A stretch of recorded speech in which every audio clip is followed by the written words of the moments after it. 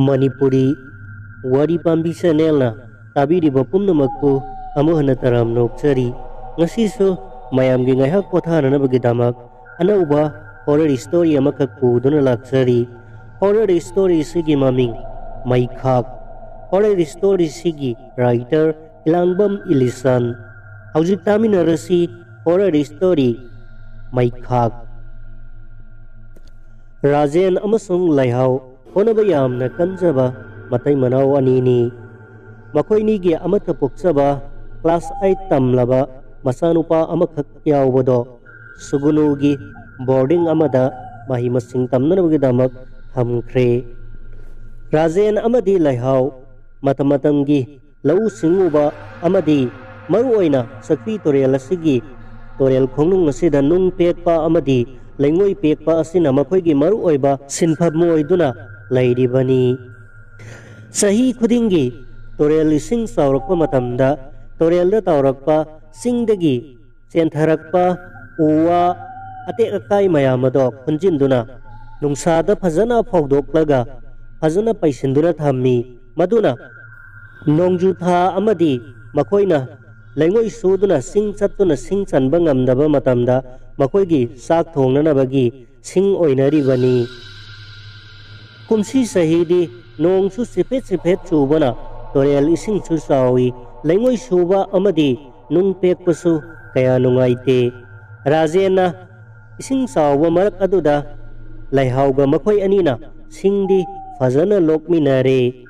Ngasisu mahusagum Rajen amadi Laihau wagi pochi semduna torenda tautharakpa sing singado manakta sinduna sing lokli.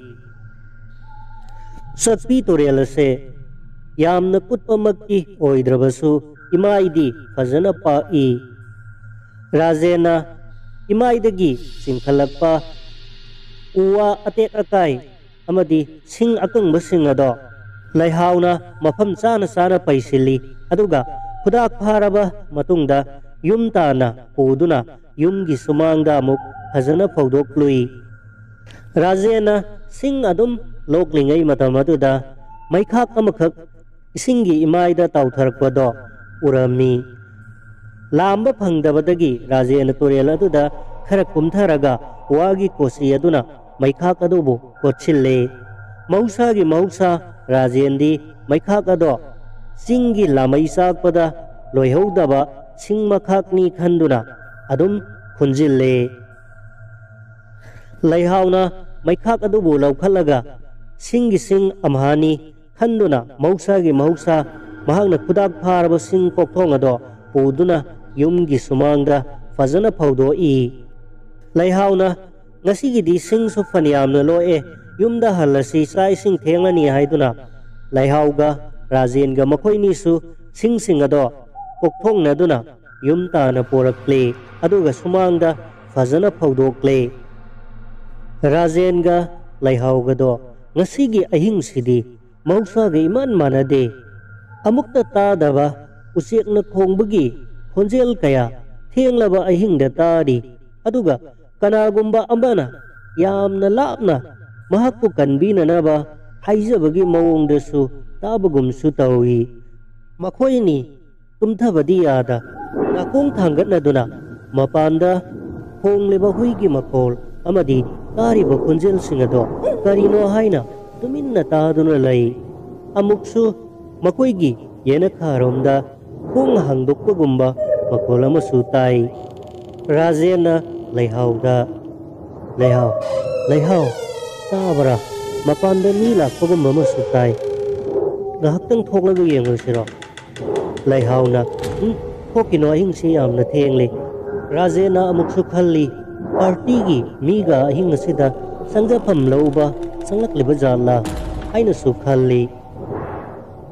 Adubu khonjel singado amuksu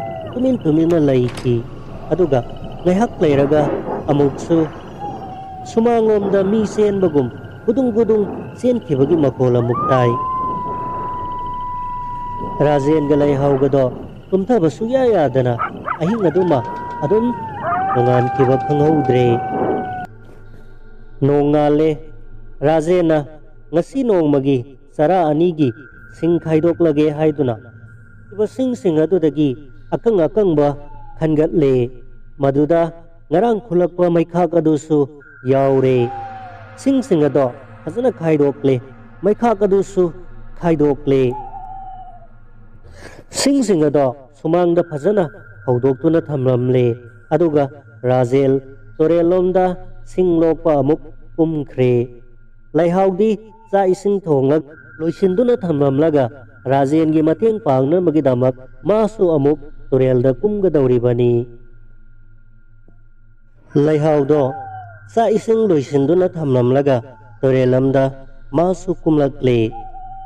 Razena loklamliba singkhara do mafam chana paisinduna thamle aduga Razenda hairai ngarang sibo kari mangga mangbibagi ngasi se aigi yet hangba pambom se onthokna songkhre kari tholgadabano khangde Razena as kadaidagi mangbaga nangba haidaba ngarang di adum tumdana nungan khribadudi nate nangbu mangga nang hubrane hoine aisu mangga amda manghaudrene ado pambom chongusida pakhaliba ꯑꯩꯈꯣꯏꯒꯤ ꯏꯕꯨꯡꯉꯣ ꯑꯗꯨꯕꯨ ꯃꯥꯒꯤ ꯕꯣꯔꯗꯤꯡꯗ ꯑꯅꯥ ꯑꯌꯦꯛꯀ ꯌꯥꯎꯕ ꯖꯥꯠꯂꯥ ꯈꯪꯗ꯭ꯔꯦꯗ ꯇꯧꯔꯤꯁꯤ ꯑꯁꯨꯝꯅ ꯃꯈꯣꯏ ꯑꯅꯤ ꯀꯔꯤꯅꯣ ꯉꯥꯡꯅꯔꯗꯨꯅ ꯁꯤꯡ ꯐꯅꯌꯥꯝꯅ ꯂꯣꯛꯃꯤꯟꯅꯔꯦ ꯑꯗꯨꯒ ꯀꯥꯔꯛꯇꯨꯅ ꯆꯥꯛ ꯏꯁꯤꯡ ꯆꯥꯊꯣꯛꯑꯦ ꯅꯨꯃꯤꯗꯥꯡ ꯋꯥꯏꯔꯝ ꯌꯧꯔꯕꯗ ꯔꯥꯖꯦꯟꯗꯣ ꯃꯈꯣꯏꯒꯤ ꯁꯟꯗꯣ ꯂꯧꯁꯤꯟꯕꯤꯒꯦ ꯍꯥꯏꯗꯨꯅ ꯊꯣꯛꯈꯤ ꯂꯩꯍꯥꯎꯅ ꯅꯨꯃꯤꯗꯥꯡꯒꯤ ꯆꯥꯛ ꯊꯣꯡꯅꯅꯕꯒꯤꯗꯃꯛ ꯃꯄꯥꯟꯗ ꯐꯧꯔꯝꯕ ꯁꯤꯡ ꯑꯗꯨꯗꯒꯤ ꯑꯀꯪꯕ ꯂꯧꯁꯤꯜꯂꯦ ꯑꯗꯨꯒ ꯆꯥꯛ ꯊꯣꯡꯅꯕꯒꯤꯗꯃꯛ ꯆꯥꯛꯈꯨꯝꯗ ꯆꯪꯈ꯭ꯔꯦ ꯂꯩꯍꯥꯎꯅ ꯉꯁꯤꯗꯤ ꯆꯥꯛꯈꯨꯝꯗ ꯆꯪꯗꯨꯅ ꯆꯥꯛ ꯍꯦꯛ ꯊꯣꯡꯕ ꯃꯩ ꯊꯥꯒꯠꯄ ꯍꯧꯕꯗꯒꯤ ꯃꯍꯧꯁꯥꯒ ꯏꯃꯥꯟ ꯃꯥꯟꯅꯗꯅ ꯃꯩꯈꯥꯛꯁꯤꯡ ꯑꯗꯣ ꯃꯩ ꯊꯥꯔꯨꯕꯗ ꯃꯤꯍꯤꯡ ꯃꯅꯝ ꯑꯁꯤꯅ ꯂꯩꯕ ꯂꯥꯛꯄ ꯉꯝꯗ꯭ꯔꯦ ꯁꯤꯡ ꯑꯗꯨꯁꯨ ꯃꯍꯧꯁꯥꯒ ꯏꯃꯥꯟ ꯃꯥꯟꯅꯗꯅ ꯃꯩ ꯑꯗꯣ ꯉꯔꯪ ꯆꯥꯛꯈꯠꯂꯛꯄꯗ ꯃꯇꯥ ꯑꯃ ꯑꯣꯏꯅ ꯇꯧꯔꯦ ꯂꯩꯍꯥꯎꯗꯣ ꯏꯄꯥ ꯄꯥꯈꯠꯄꯒꯨꯝꯕ ꯑꯃ ꯐꯥꯎꯔꯦ ꯇꯟꯖꯥꯗꯨꯗ ꯃꯈꯣꯏꯒꯤ ꯊꯣꯡꯖꯥꯎ ꯑꯗꯣ ꯒꯦ ꯂꯥꯎꯅ ꯍꯥꯡꯗꯣꯔꯛꯏ ꯂꯩꯍꯥꯎꯅ ꯔꯥꯖꯦꯟ ꯂꯥꯛꯑꯕꯣꯏ ꯅꯤꯡꯗꯨꯅ ꯇꯥꯃꯣ ꯀꯗꯥꯏꯗꯒꯤꯅꯣ ꯃꯤꯍꯤꯡ ꯃꯅꯝꯁꯤꯕꯣ ꯉꯁꯤꯗꯤ ꯃꯤꯍꯤꯡ ꯃꯅꯝꯁꯤ ꯑꯣꯟꯊꯣꯛꯅ ꯀꯟꯈ꯭ꯔꯦꯗ ꯍꯥꯏꯔꯨꯏ ꯑꯗꯨꯕꯨ ꯀꯔꯤꯃꯠꯇ ꯈꯨꯝꯂꯛꯇꯦ ꯂꯩꯍꯥꯎꯅ ꯑꯃꯨꯛꯁꯨ ꯇꯥꯃꯣ ꯍꯜꯂꯛꯑꯕ꯭ꯔꯣ ꯇꯥꯃꯣ ꯍꯥꯏꯅ ꯀꯧꯔꯛꯄꯗ ꯁꯨꯈꯨꯝ ꯈꯨꯝꯂꯛꯇꯦ ꯂꯩꯍꯥꯎꯅ ꯃꯈꯣꯏꯒꯤ ꯍꯨꯏ ꯑꯔꯥꯡꯕꯤꯗꯣ ꯑꯣꯏꯔꯝꯃꯅꯤ ꯈꯟꯗꯨꯅ ꯑꯃꯨꯛ ꯆꯪꯂꯛꯇꯨꯅ ꯆꯥꯛꯁꯪꯗ ꯆꯥꯛ ꯊꯣꯡꯂꯝꯃꯤ ꯃꯇꯝꯗꯣ ꯅꯨꯃꯤꯠ ꯄꯨꯡꯇꯥ ꯇꯥꯔꯕꯅꯤ ꯑꯗꯨꯕꯨ ꯍꯧꯖꯤꯛ ꯐꯥꯎꯕ ꯔꯥꯖꯦꯟ ꯆꯪꯂꯛꯇꯕꯗꯨꯗ ꯂꯩꯍꯥꯎ ꯑꯗꯣ ꯀꯩꯗꯧꯔꯕꯖꯥꯠꯅꯣ ꯁꯟ ꯂꯧꯁꯤꯟꯕ ꯆꯠꯈꯤꯕꯗꯨꯕꯨ ꯀꯥꯔꯛꯇ꯭ꯔꯤꯕꯁꯤꯕꯨ ꯍꯥꯏꯗꯨꯅ ꯃꯤꯄꯥꯏꯖꯩ ꯁꯤꯡ ꯑꯗꯨꯁꯨ ꯃꯩꯆꯥꯛ ꯐꯝꯍꯟꯈꯤꯕꯅ ꯃꯩ ꯑꯗꯣ ꯉꯔꯪ ꯆꯥꯛꯂꯤ ꯃꯩ ꯑꯗꯣ ꯀꯟꯕ ꯍꯦꯟꯃꯟꯈꯤꯕꯅ ꯂꯩꯍꯥꯎꯅ ꯏꯁꯤꯡ ꯈꯔ ꯈꯤꯛꯇꯨꯅ ꯃꯩ ꯑꯗꯣ ꯅꯦꯝꯊꯍꯜꯂꯤ ꯉꯥꯏꯍꯥꯛ ꯂꯩꯔꯒ ꯂꯩꯍꯥꯎꯅ ꯔꯥꯖꯦꯟ ꯂꯥꯛꯇ꯭ꯔꯕꯗꯨꯗ ꯊꯣꯡꯒꯥꯜ ꯐꯥꯎꯗꯪ ꯌꯦꯡꯒꯦ ꯍꯥꯏꯗꯨꯅ ꯆꯥꯛꯁꯪꯂꯣꯝꯗꯒꯤ ꯈꯣꯡ ꯀꯥꯟꯊꯣꯔꯛꯄꯗ ꯌꯨꯝꯖꯥꯎꯔꯝꯗ ꯀꯅꯥꯅꯣ ꯑꯃ ꯃꯃꯤꯑꯣꯏ ꯀꯔꯤꯑꯣꯏ ꯈꯪꯆꯦꯟ ꯆꯦꯟꯈꯤꯕ ꯎꯍꯧꯈꯤ ꯂꯩꯍꯥꯎ ꯑꯗꯣ ꯈꯪꯄ꯭ꯔꯦꯛ ꯈꯪꯈꯤ ꯀꯔꯤꯅꯣ ꯔꯥꯖꯦꯟꯅ ꯃꯥꯕꯨ ꯂꯪꯅꯒꯦ ꯇꯧꯔꯤꯕ꯭ꯔꯥ ꯑꯃꯨꯛꯁꯨ ꯈꯜꯂꯨꯏ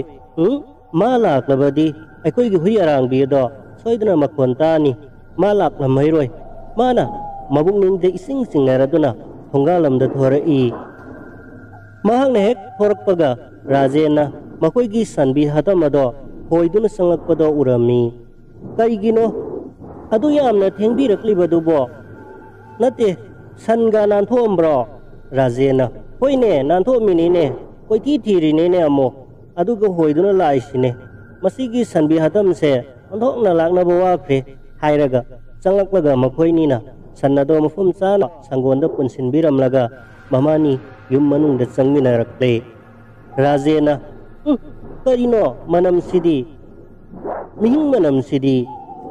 ꯂꯩꯍꯥꯎꯅ ꯍꯣꯏꯅꯦ ꯑꯗꯨꯅꯦ ꯑꯩꯁꯨ ꯍꯥꯏꯔꯝꯃꯤꯅꯦ ꯃꯤꯍꯤꯡ ꯃꯅꯝ ꯌꯥꯝꯅ ꯅꯝꯃꯦ ꯃꯗꯨꯗ ꯔꯥꯖꯦꯟꯅ ꯑꯩꯈꯣꯏꯅ ꯏꯁꯤꯡꯗꯒꯤ ꯆꯤꯡꯈꯠꯂꯛꯄ ꯁꯤꯡ ꯑꯗꯣ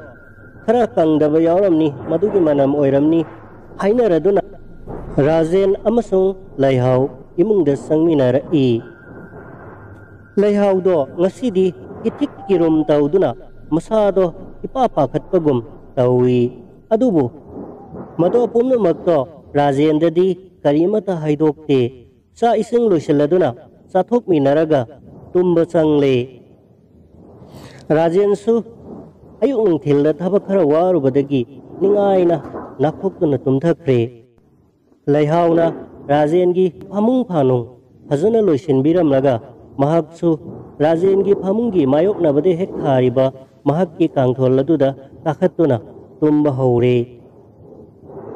Mahakna hek tumba sangbaga ngasai mahakki mamitu ukhiba mamioi samioi mahakki mamangda sienkiba aduga thung hangdokpagi makhongna singba takibasing ado mahakki wakhalnara karino haibado mahak khanjanari umthaba yadana wakhal amada ungduna tumin leiri. Laihau do ngaihaktang uiron tumtharure mahakna mikap thorakpada mapanda nungsit sitpagi makhongna singba tapna tari aduga huisingna lapna hongbagi makholsu tapna tari. Mahakna tumlamdaida hajaramba kangkhal do loina hamung mataida yepsinduna lerambado urubada karino haina swai lawa phawi adubu Rajena tauriboi oiramni khanduna kariso amuk khanjiludre amuksu tumthananaba laknari. Laihauna tumliba kangtholado kanagumba amana tapna lenghalakpagum khara lengli haidi tauraklammi madudasu laihauna wakhanna oiriboi ningduna tuminna adumak leirami. Tanjaduda mahakna supliba kanthado kangtholgi maninglam thangba kangthol makharomda tapna khajik jingtharaklami. Laihaudo Rajena mabu kihangadai tauriba oiramni khanduna tuminna adumak leirami. Madudagi kanthado kangthol makharomda adum chingthokre. Kangthol makharamdagi khut ani khakna tapna laihaugi makhong ani aduda tapna nanba horaklami. Matamaduda laihauna khalli aikoi tamose ngasidi mawang amani he taugi taujarasunu haiduna khangsinadaba sarage haiduna laihaudo tuminna wa masel amata ngangdana tumba saduna adumak leiri. Khut anina laihaugi makhongda tapna nalambadagi atopa khut ani amana laihaugi makhut masada nanba horakhi. Matamaduda laihaudo karino haina laihaudo pakhatwa faurakhi. Tanjaduda atopa khut ani amana muk mahakki mabukta tapna pairakhi. Laihaudo khangprek khangki aduga kanna lauge taubamaktada khut amana mahakki masinado kanna mensenduna thamkhre. Khut amana muk laihaugi mangak samaduda kanna sablai. Laihaudo sorhon mangamdre yamna ware laubusu ngamdre masado lengbusu ngamdre khut mayamaduna mahakku phaduna thamkhre. Rajendi kaimata khangdana ningaidana nakhoktuna tumli. Laihauna mahakki machilado thadokuna amuktang Rajen tananaba launanaba kanna honajarami adubu masado kaimata lengam sangamde khut mayamaduna mahakku chappaga phabaga tauduna lengba ngamhandre. Laihaudo chindunadi lauba ngamdrabasu mamituna mahakki hek manakmattada yamna tamthiraba akibagi masak phanglaba mamit tarauraba ingakta sentharaba masam isang sanglaba nupi amana manakta leptuna laibagi sakamado sangsangna mamita urami. Madudagi tapna sakamaduna sangsilaktuna laihaugi ngaksamda chiklammi. Adudagi laihaudo upay laitraduna tawpham khangdana yamna wana makong makul adusu lengam sangamdana adumak ahing aduda hawai thakre. Nongale Rajendra tumba hugalae adubu makoigi thong adudi haujiksu hangdri Rajena khalli karino leihausibo nungtigidi mahakna aihak hugatringaida hek hana nganna hugatuna thabay engkhang wasit wairam hek loisinbani adubu ngasidi mahakna tumduna leirisibo haiduna leihaugi manakta sangsalaklammi Rajena leihau kaidawrage nangbo hugalo theng lei ngasaina nongan khrabani kaigino nang haujikfau tumisibo haiduna masadu nomhanduna haudoi adubu leihaudo kaimata khumlakti Rajena sangsinduna leihaudo kaidawrabajano haiduna pakhanna yenglubadadi leihaugi masaduda amuba dakham mayam amana kumyom laga mayado launa karaga mamit aduna mathaklomda sangtik pangthokpuna yengduna leiribado Rajena urui ipa pakhaladuna Rajena sangsinduna makhunna mathabakta amadi makudang paiduna mihunsu yengjai adubu mahak sor honba lepre Rajena tawpham lakham khangdraduna selaklaga leikaigi ahal amanida pau piduna leihauna tawramliba matawado pau tamjai aduga leihaudo doctor da punanaba thorang tawi adubu leikaigi baitya oiba arangphamsu hamba pura ahal aduna mahakki mihulado yenglaga karisu kana raroi ibungo mahak doctor da puranu haibadagi leihaugi hakchang ado aroiba mathau mangam pangthoknanabagi damak yumgi sumangda puthokuna thamle yumlonabada laiba Rajengi manau nupasing amana chatuna mahakki sugnugi boarding da lairiba masanupa adubusu laubiruduna mamagi mathau mangam pangthokpado mahaksu yaure miyoi kharanadi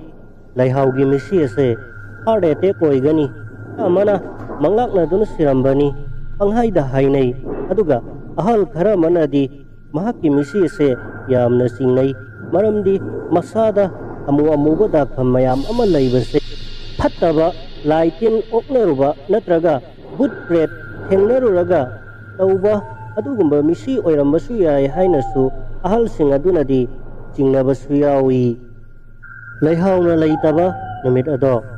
leikaigi yumlon kayonabagi naha kharasu punna Rajena yumaduda pusinduna ahing lekminai adubu ahing ado yamna su tamnakre misimina thoklabadi ahingda sunna tamnabase mahusadi sumaina he tawgali haiduna naha singado amato oina wadi sa duna nonganba ngaiminai nonganbada mafam marang ikang khangaudana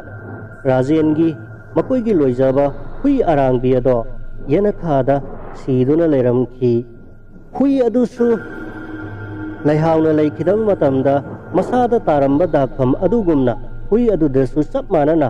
amuba dakham mapak mayam ama taramki aduga maya ado launa kakhatuna mamit panglaga marai siktuna siduna leiramki huiduna sireba misi ado leihauna siramba misi aduga kaisu khenaramde leihauna siba matamdadi manglakna duna sibani heart attack oiramgani haiduna kanna ngangnakhibani adubu hui aduna siramleba misi aduga leihaugi sikiba misi aduga manaramba adudadi leikaigi ahalsing mayam aduna ising singnaba phaunarakle makoibu hatleba thawong ase hattaba laitin but pret singna hatpa mi hat soidana oigani haina ngangnarakle leikai hulladugi anakpada lana tariba miyam singado pakhatnabana numidang thokpa ngamnaraktre Rajensu leihau leikidabadagi makoigi yumda yumlon kaironabagi mathona phaba naha khara maga punna lekminaramado kibadagi haujikti yumduda ahing leiminasi haibase kanasu yaraktre upai leitana Rajendo ahing adumadi masanupaga makoini khaktang ahingdo leiminaba tare Rajen mapukningda mawon khalli masanupado ahing tumhalaba matungda mahakki tumthaba yadana Laihau makoinigi haukraba punsigi wari kaya adubu ningsing duna mamitagi mapi sinthara duna laihau bu ningsing na tumba yadana lairi. Ahing nongjai sabuk lonba matam adudani mapandagi laihaugi khonjenda tamo thong hangdo o haiduna kaurai. Rajen ipapa khalli laihaugi khonjel ado tabada nungsibasu fawi adubu mahakki thawaina ahing aduda mabu kauthokleibado afabadi oiraroi khanduna tasinadana tuminna mamitagi mapi sinthaduna ahing ado khangba honari. Ngaihak tuminna laikhrabagi matungda Rajena tumliba kangthol leiriba hakang adugi yena kharom thangba nakandagi khonjel tapna tamo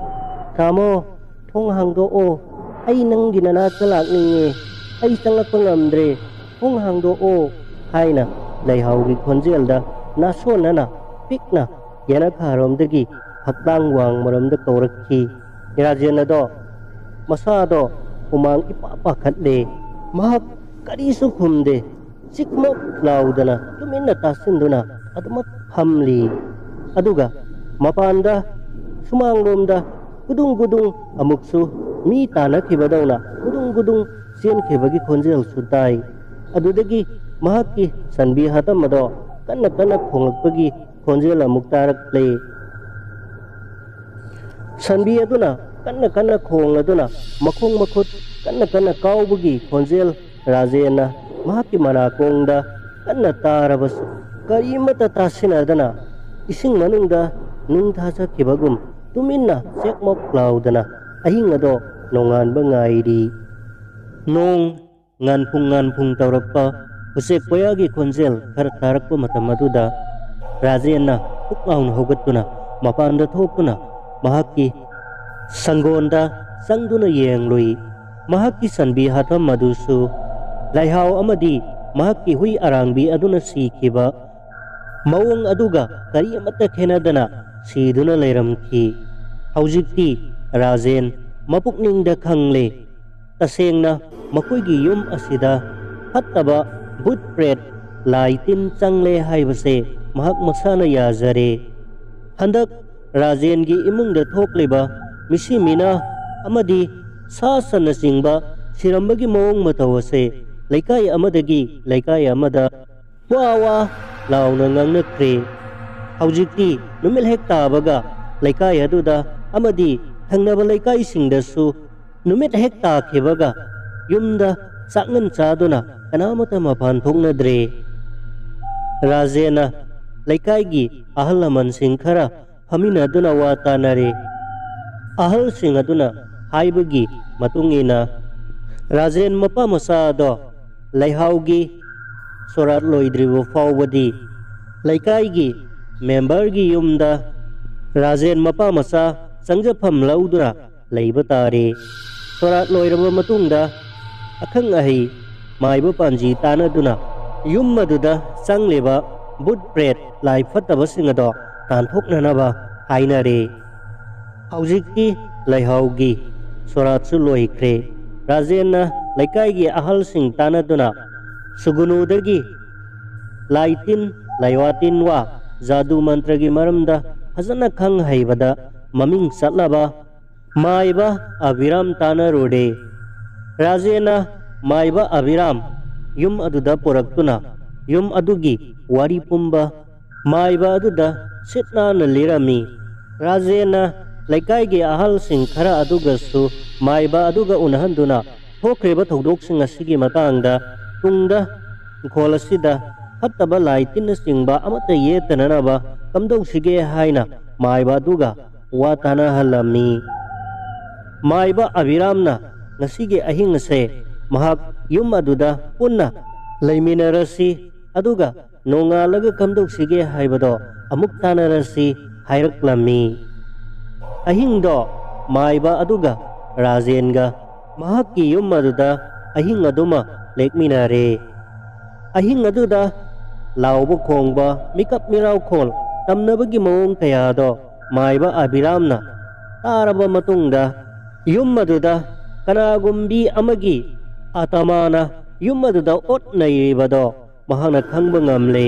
adubu thaudo ado yum aduda karamna thorakliban haibado maiba aduna khangninglammi mathangi numita maiba aduna rajen ga loinana kaithel da satuna aza puja gi polam sing leiminarure aduga makoini yumda halaklaba matungda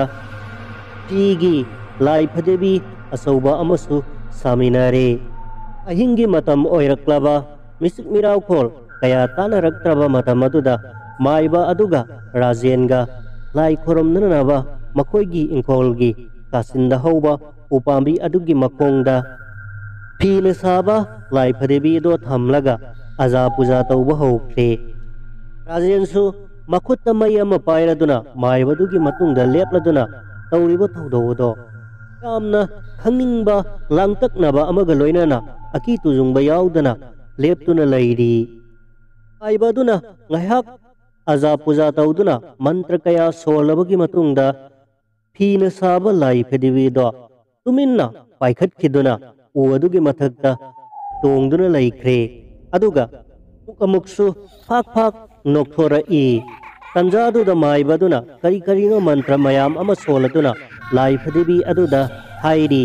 hayu nange athamana kamdauna laikhidabage yum masida kamdauna sanglakleibano karigidamakta yamna samna hingjariba matai manaugi punsida nangna otlaribano koibu nangi yekna bara karigidamakta yumburu yambi asibu nangna hatok piribano nangi pendaba karino hayo nangna karisu marala yedaba sanga fawda haliba karigino nangna yum masida sanglakleiba karigino hayo wari ado ekoida tammu lai phadabi aduna phak phak nokladuna haira e taw aigi wari ase hana amukta takho aduga maram ado nakoi khangani ngasi degi sahi taruk mukki mamangda aigi pongnafam lamdam Churasanpurgi aina lairiba laikai adugi hek thangnabada primary school ama sananaba thorang tawrakhi primary school ado saba hogalakpada makoi thabak suba naha kharasu khola saduna leirammi khola aduda leiriba naha sing adugi maraktagi masak matau fazaba pakhang amakhakna nongma aikoida makoigi sak thongnanaba ising lauba lakhi numit aduda aikoini ihan hana unakhibani aihak makoina sariba school adugi ek nakanda laiba yum aduda imaga aiga ipo anupa amataga laiminai aisu inkhalakpagi sahi matang oibaduda pakhang masa masak matau fazaba adubu urubada mahakpu khanghaudana nungsiba ama phaurakhi mahaksu numit khudingi makoigi khola da laiba mayamgi cha ising thongnanaba thaknanaba ising hek hek laubula e asumna aikoi ani khangnarakkhibani tha manga tarukki manungda aikoini gi marisu angakpa phangna chetchinakhi aikoigi yumda mirol leijadaba imaga iponupa adugana lausangda hek hek thabak suba satkhiba aduga aina yumda hek hek leihoba achikpa tanja kayada mahakka aiga toina unabagi tanja achikpa tanja kaya phangki inkhalakpagi lakngam phangamdraba sahi matang matam oibana mahaksu aisu ingau ngauki aihakki hakchang mahakki mafamda kathoklure asumna matam khara lairabagi tungda makoigi school ado contractor na bill kaithokpa yade haiduna school ado saba matam khara lepkhre aduga khola da lairamba makoisu tamna mayumda anakhirami aihak ka khangnariba masak matau fazaba ing tappa pakhang adusu mahaksu mayumda chattaba yadaduna aihakku atuba matamda lauba lakani wasaklamlaga mayumda hankhirami aihakki hakchangi phibamna yaraktabana aihak nongmadi aroiba oina aihak yumdagi khong thangdorakhi aduga mahakki thikana singtom village da mahakku thiba lakhi khong chatlado aigidi aroibani mangonda selagadabani khanna mahakki thikana hangna Singtom village yaurakle. Thikana hangna lakpana mahakki mayum ado aroiba oina takpirakle. Aihangna sanglaba matamda mahakki manau nupani haiba ama leiramki. Yengbada nisa saba ngausinaba midi mali. Adubu mahakki manau nupani haibaduda aihakna thoina khallude. Mahakki mayamba adubu hangba matamda mayambadi pamlauda satki. Mahak loinana pamlautana sanminarusi hairaklammi. Aihaksu aroibo oina thangdor liba khongthang adugi damak mahak putangai fadana unadaba yadabagi wakhalonda manau nupa aduna haiba yaduna aikhoi lakminakhi. Lambida manau nupa aduna mamanaba amasu hauduna lakminai. Aikhoi ahum phaneyamna sangna salabagi matungda Singtom khulgi matai oirapna singi singmai amada saba lausang amada aikhoi lakminare. Lausang ado yaurabada manau nupa aduna aibu lausang aduda pothanaba hairakhi. Aina mapanda adum laige haibadagi manau nupa aduga mamanaba aduga kari karino wai khara sanakhi. Aduga manau nupa aduna aihak tamo kokhaluge makada thabak suramkhini hairamlaga kumthakhi. Aihak karisu khandana lausang adugi mapanda phamduna leirammi. Tanja aduda mahakki mamanaba aduna lausang manungda sangkhraga chak thongnakibagi aremba lemhouba singkhak singmakhak maikhak ama uthoroklaga aigi kokta khanghaudana tunglomdagi thomlakhi. Aihak gyan mangduna wanthakhi. Adudagi makhoi ani sangduna aibu lausang manungda thangjinki. Aihakna gyan mangduna leiribagi khudongchabado lauduna makhoi anina aigi ikai khumnababusu manghanbikhi. Madugi matungda makhoi anina aigi kokta ahanba oina thomlakhiba maikhak ado laururaga hanjin aigi kokta thakhi. Aigi kok ase singkup sana thugaibikhi. Adudasu pendraduna aigi thabak ngaksam charamna singbadasu hanjin huduna aigi haksangbu macet tana ihingna hingsana aibu hatokpikhi. Thawai yaudraba aigi haksang ado makhoi ani changduna thangduna puraklaga suklaba umarakki aruba lokha amada langtharakhi. Ibu hatpada sizinaba maikhak adusu makhoina lok aduda langtharakhi. Asuk kuiraba matamse chajik lokki suklaba loknung aduda aigi haksanggi loisilhaudraba mathau mangam pangthokpidraba saru polangna taduna ngasisu leiri. Maikhak ado aigi hawaibu singamdana sihankhiba aigi atamabu laknaduna hatkhiba. Maikhak ado nongju tha matamda nonggi kallaba sapuna khara sentharaktura ngasidi maning tamna sakpi torelda tautharakhi. Maikhak ado tautharakpa matamda nupa asina mahakki nupiga loinana maikhak ado makhoi na khungatkhi. Aduga ingjangna macet tana khaidokhi. Asidasu pendraduna makhoina maikhak adobu mai thadokhi.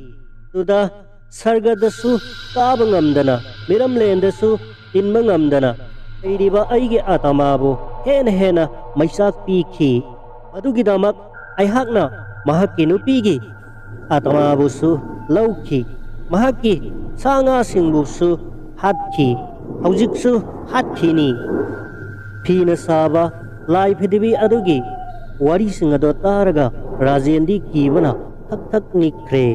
Maibaduna kari karino mantra mayamama solaga lai phidibi aduda amuk hanglaki. Haujik nahak mi hatpa yararoi. Nahakki atamana santi fangnarabagidamak sargada yaubu ngamnarabagidamak nahakki nathau mangam aikhoina pangthokpiragani hayu nahak kari taubu pami. Tanjaduda uthakta phamduna phak noktuna leiriba lai phidibi aduna hairai. Chajik lokta haujiksu usan pambi amagi makhongda aigi mathau mangam pangthokpikhidra thawai yaudraba haksang polangdagi lemhouba saru sayang singado ukhong aduda taduna leiribani. saru sayang sing ado laukhatluduna Prabhu Jisugi mingkhai soladuna hakpu sarga yauba ngamnabgidamak aroiba prayer tawbiyu aduga aige mongphamda cross mark amasu hambiyu adu oirabadi ina nakoida awa ana kihan khanganba miot minai amuk tauraroi maibaduna mantra soladuna hairaklammi hare nangi atamana santi fangnabgidamak nangna hairibasing ado aina soidana pangthohalagani lai phadibi aduna fare adumna taurabadi aigi ningba thunglagani karigumba ngamdrabadi nakoi punamak aina hatkani hairaklammi maibaduna mahakki mantra sonduna lai phadibi adubu u mathaktagi amuk kautharami laidi adudagi atama do thadokraba matungda aza puja adusu loisille nongalaga rajena laikai mathawna phaba naha khara kaukhatuna ngarang thokkeba wari singado loina tamlami aduga khuladu da makhatana misimina thorak tringaida mahakki thawai yaudraba saru polang singado laukhaluduna aroiba mathaw mangam pangthokpi khinaba warep narami adudagi maiba aduna makhoida lambi chatpada khudong thiba thoktanaraba aki akhang leitanaraba jantra amamamsu saduna sijalhalami adudagi makoi ahum rajena luchingduna singtom village ki chajik lokta mahakki thawai yaudraba saru polang sing taribado thinanabagi damak khongsan khirami singtom village ki sip unaduna wari singase liraba matungda makoi khulgi naha ahum mari su yauna chajik lokki loknungda saru polangado thiba changminaraklami makoi mayamna yamna wana thirabagi tungda mamaida usan pambi amagi makhongda saru sayang singado taduna lerambado thengnarami makoina laukhatuna saru sayang singado fazana khawda haplaga oraklami rajel amadi khulgi naha singaduga loinana sajik lok loknung adudagi thorakpada namit tagadawre lakminaba aduda yauriba village sipki masanupa aduna aikoi yamna thuna singsang se lanthok haurasi man khibana halabadi khudong thiba thokpasu yai haibadagi makoi parap lakminare makoina village sipki mayum yorakpadadi numit punta takhre village sip aduna makoi ahing aduma makoida lairaga nongalaga hannanaba hairaklammi sip amadi mahaki masanupa khuladugi naha ani humga loinana lakliba rajel amadi mahak loinana lagliba singadugi sana thaknanaba sa ising thonggatre aduga ahing ado sipki sangoi aduda mayam punna ahing aduma leiminana bagi damak yum kupnana bathamba i mapul masa singado laurduna fazana sindoklammi aduga mathakta phi thajinduna cha ising saraba matungda makoi tumnanaba thorang tawrammi makoina saru sayang hapa bora khawado makhada thamlabadi huina singbana sokhiba chenkhiba suyai khanbadagi bora khawado makoina tumliba sangoi adugi mathakta thorina punsinduna yanduna thamlammi aduga sangoi aduda rajen mahakalak minaba naha ani aduga loinana village sipki masanupa amadi khulgi naha ahum amaga makoi punna sangoi aduda pareng sana tuminarami rajel amadi mahakalak minaba singadudi waman bana makoidi isi sina nakoktuna tumna khirami khulgi naha singadusu mahai tumna khre adubu haujiksu village sipki masanupa adudi tumdri lambi de satpa matamda hokriba thodok singadugi matangda ngasai rajen namangonda wari singado liduna tahan khibani wari singadugi maramda hakti haujiksu khalli wari singadubu tasengna mak thokhibara hajasira hajaroisira khallibani amuksu hajararoi khallabasu mahakna lakliba longnung aduda saru singado phanglabanina wari singadudi asumba oiramba tai haibase mahakna khanki wakhal ase khana khana mahakna tuminna tumnanaba laknarami matam aduda mathakta punduna thamliba saru sayang hapa bora khawado makhada up launa taraklami village tripki masanupa aduna tapna hogatuna bora khawado paikhatuna amuk yananaba honnaringai tanja aduda bora khaw manungdagi khut amana mahakki makhaurida kanna sablakhi mahakna lauge tawbamaktada atopa khut amana amuksu mahakki masin men khirami mahakna khutsing adubu kanna hakkoknanaba laknarami adubu karimatasu lenghanba ngamlamde adudagi khut ani amana mahakki makhongda khangsing singduna mahakku laimaida upthuna tuhalami aduga makhaurida khut anina kanna sapkhairaklami mahak laubu sungamda lengbu sungamda adumak ahing aduda thawai thakre ahing aduda khul aduda usek singna lakna khonglami hui singna kapla tuna hauna khongli adubu ahing ado adumak nongan khre nongan bagi usek waya khongakpagi khonjel tarbada village sip aduna hawalakpada